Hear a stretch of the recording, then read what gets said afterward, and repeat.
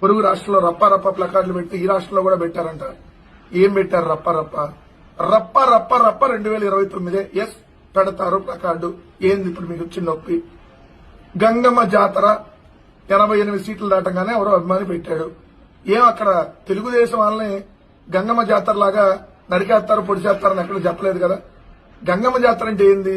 పండగ చేసుకుని పొట్టేళ్లను బలిస్తారు.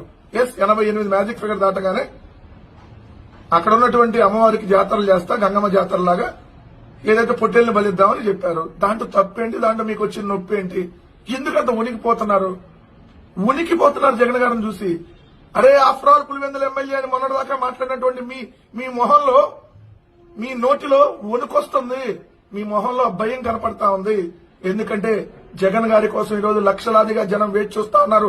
మళ్లీ ఎప్పుడు జగన్ గారు ముఖ్యమంత్రి అవుతారని చెప్పి ఆంధ్రప్రదేశ్ రాష్ట్రంలో ఉన్న జనమే కాకుండా యావత్ తెలుగు ప్రజలు కూడా వెయిట్ చేస్తున్నారు. కాబట్టి భయం మీకు అక్కడ కనపడతా ఉంది.